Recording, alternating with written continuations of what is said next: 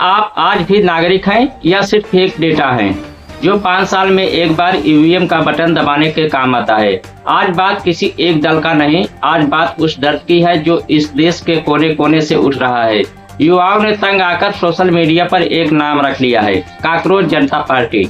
हंसिए मत, यह हंसी नहीं है, यह इस देश के करोड़ों बेरोजगारों की बेबसी का चित्कार है। जब अर्थव्यवस्था युवाओं को कीड़ा मकोड़ा समझने लगे, जब देश का सुप्रीम कोर्ट पैरासाइट जैसे शब्दों की सफाई देने लगे, तब समझिए कि इस लोकतंत्र की आत्मा कहीं बहुत गहरे आईसीयू में वेंटिलेटर पर पड़ी है। नमस्कार, मैं हूं शारदा प्रसाद तिवारी, आप देख रहे हैं संपूर्ण स्वराज न्यूज।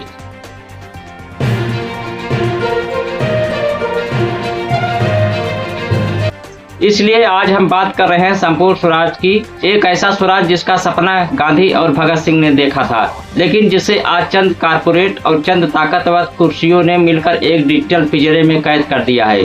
यह पूरा विवाद भारत के सुप्रीम कोर्ट के चीफ जस्टिस सूर्यकांत की एक मौखिक टिप्पणी के बाद शुरू हुआ। 15 मई 2026 को एक मामले की सुनवाई के दौरान उन्होंने कुछ ऐसे शब्दों का इस्तेमाल किया जिसे सोशल मीडिया पर बेरोजगार युवाओं का अपमान माना। रिपोर्ट्स के मुताबिक दिल्ली हाई कोर्ट द्वारा सीनियर एडवोकेट की उपाधि न दिए जाने के खिलाफ एक वकील की याचिका पर सुनवाई करते हुए सीजेआई सूर्यकांत काफी नाराज हो गए।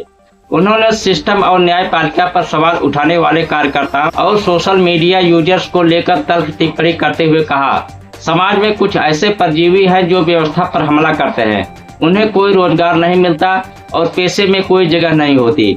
उनमें से कुछ मीडिया बन जाते हैं, कुछ सोशल मीडिया बन जाते हैं, कुछ आरटीआई कार्यकर्ता बन जाते हैं और वे हर किसी पर हमला करना शुरू कर देते हैं। उन्होंने आगे ऐसे लोगों की तुलना काकरोच से करते हुए कहा कि जब युवाओं को नौकरी नहीं मिलती तो वे सोशल मीडिया और एक्टिविज्म की आड़ लेकर सिस्टम को निशाना बनाने लगते हैं। जैसे ही अदालत की यह मौखिक टिप्पणी मीडिया में आई, सोशल मीडिया पर देश के युवा भड़क गए। युवाओं का कहना था कि देश में पहले से ही रोजगार की भारी कमी है, पेपर लीक हो रहे हैं और ऐसे में देश के सबसे बड़े जज द्वारा बेरोजगारों को परजीवी और काकरोच कहना उनके घावों पर नमक छिड़कने जैसा है। इसी गुस्से के बाद युवाओं ने व्यंग के तौर पर काकरोच जनता पार्टी बना डाली। चारों तरफ बढ़ते विरोध और गुस्से को देखते हुए अगले ही दिन सीजेआई सूर्यकांत ने एक आधिकारिक बयान जारी कर सफाई दी और उन्होंने कहा, यह कैसा लोकतंत्र है जहां नौकरियों की वैकेंसी निकलने से पहले पेपर लीक के माफिया सक्रिय हो जाते हैं। साल लाखों छात्रों का भविष्य नीट और यूपीपीएससी जैसी परीक्षाओं के लीक होते पर्चों की आग में झुलस जाता है। स्वराज का पहला नियम होगा फास्ट ट्रैक कोर्ट के जरिए पेपर लीक करने वालों को कड़ी से कड़ी सजा, ताकि कोई किसी गरीब के बच्चों की मेहनत पर डाका न डाल सके। जब सरकार उद्योगपतियों की लाखों करोड़ों के कर्ज राइट ऑफ कर सकती है तो देश के युवाओं को राइट टू वर्क क्यों नहीं मिल सकता? आप महिलाओं को देवी कहते हैं, लेकिन उन्हें हक देने के नाम पर आपके हाथ कांपने लगते हैं। संपूर्ण स्वराज तब तक अधूरा है जब तक इस देश के हर सरकारी दफ्तर, हर पुलिस स्टेशन और हर पंचायत में आधी कुर्सियों पर महिलाएं सम्मान से न बैठें। सुरक्षा केवल भाषणों से नहीं, व्यवस्था में उनकी सीधी हिस्सेदारी से आएगी। संदेह तब पैदा होता है जब इंसाफ की कुर्सी पर बैठा व्यक्ति रिटायर होने के अगले ही दिन किसी राजनीतिक दल की टिकट पर राज्यसभा का वीआईपी पास ले लेता है। संपूर्ण स्वराज मांग करता है कि किसी भी जज के रिटायर होने के कम से कम 5 साल तक कोई भी सरकारी या राजनीतिक पद न मिले। अगर न्यायपालिका की स्वतंत्रता को बचाना है तो जजों को अपनी सेवा के बाद लालसाओं को छोड़ना होगा।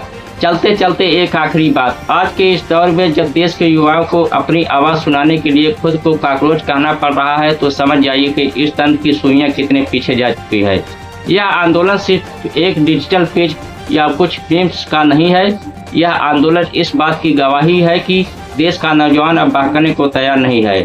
वह हिंदू मुसलमान की बहसों की अफीम खाकर सोने को तैयार नहीं है। उसे नौकरी चाहिए, उसे अपनी मेहनत का सम्मान चाहिए और सबसे बढ़कर उसे अपना खोया हुआ स्वाभिमान चाहिए। संपूर्ण स्वराज तब तक महज एक कागजी शब्द रहेगा जब तक इस देश की आबो हवा में सवाल पूछने वाले को परजीवी कहा जाता रहेगा।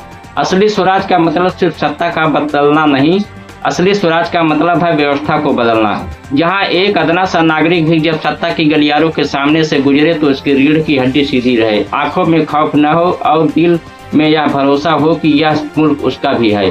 पार्टी कोई भी आए, नेता कोई भी बने, लेकिन जिस दिन देश की आधी आबादी को उसका पूरा हक मिल जाएगा, जिस दिन अदालतों के फैसले लालसाओं से मुक्त हो जाएंगे और जिस दिन परीक्षाओं के पेपर लीक होना बंद हो जाएंगे, उसी दिन इस देश की मिट्टी से संपूर्ण स्वराज की खुशबू आएगी।